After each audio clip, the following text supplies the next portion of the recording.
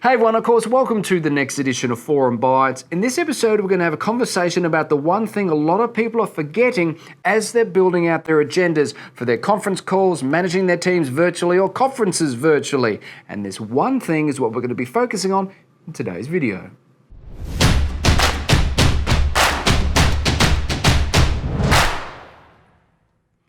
Now, as everyone starts moving their meetings or their conference calls to Zoom or whatever program that they're using to deliver this virtual business world that we're looking at, as they're building their agendas, I'm trying to remind everyone to remember one thing before you build your agenda. Remember, the environment has changed. And I'm talking about the environment for the person at the other end of the actual virtual call, not the environment necessarily just for business.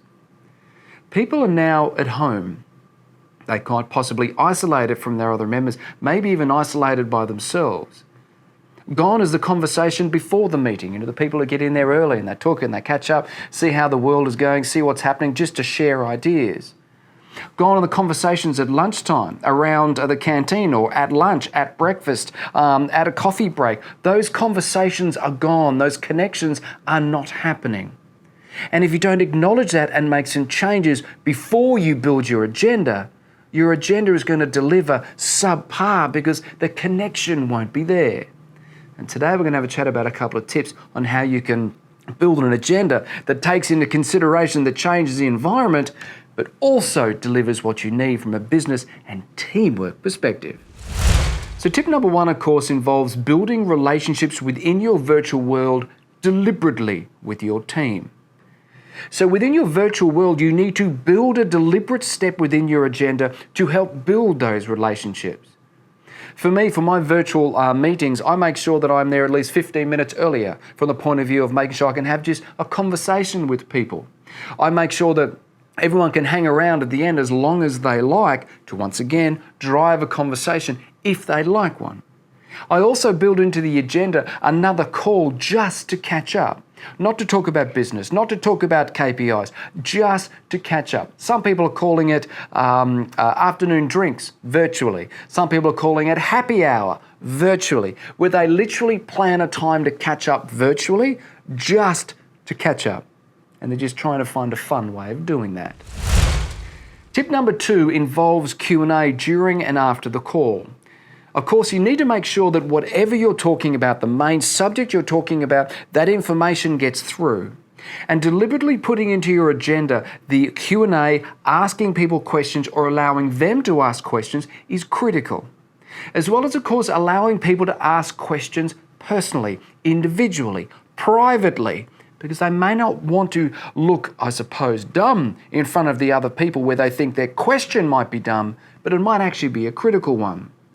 Within the programs that you use, I know there's private chat functions. There's also chat for everyone. There's also ways to communicate. And making sure that people understand is the first step. But making sure they feel comfortable in asking the questions is the next one. And sometimes tweaking your agenda just slightly or how you do it can help you deliver that. Tip number three is make sure your communication is honest, to the point, and on time. In this time where people don't know what's coming next, they can't put their trust in anything because there's so many unknowns, you need to be one of the things that they can trust. Be honest with your people. Be honest with yourself. Have timely communication of when meetings will be held. Hold those meetings regardless. Make sure they happen. And if they need to move them, but make sure they happen. Because people need to hold on to something and they need you to lead the way by starting to be honest, on time, and something, one of the points, someone they can trust. Tip number four is making sure you're setting goals for your team, but making sure your goals are not only business related. We need to make sure that we set goals for the business, set goals for the team, so they achieve business results so we can get through this turbulent time. But we also need to make sure we're setting goals for the individuals to perhaps keep themselves healthy, to perhaps make sure there's connection between people. You may, for example, have a goal of this minimum amount of sleep, or this maximum amount of work, or this amount of connections, or the amount of times you call other people, or the amount of things you do with your family when you're not working, or whatever personal goals you come up with. Business is going to be critical over the coming months, but so are the people behind it. And we need to make sure they have an even balance, because their health, both mentally and physically, is going to be critical to everyone. And the fifth and final tip is routine, or more to the point, helping people build one. Every morning I wake up at 5:30 in the morning, go downstairs and work out in my gym. I do that primarily because my son is right next to it, my 4-year-old Sammy. He normally wakes up at 6:30, then comes into me from there. The reason why I do that, yes, making sure I keep fit, yes, making sure I keep healthy, but it's something right now I can control. It's one of the only things I can control, actually. And I know that looking forward to the thing is that's the one thing in my life that I know is going to remain the same.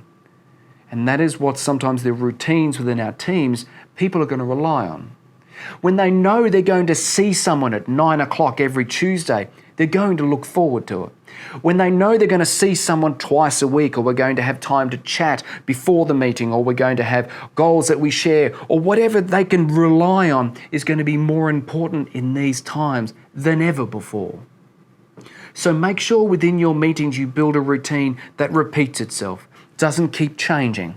Because if it keeps changing, you're going to feed into the unknown more than keeping people informed.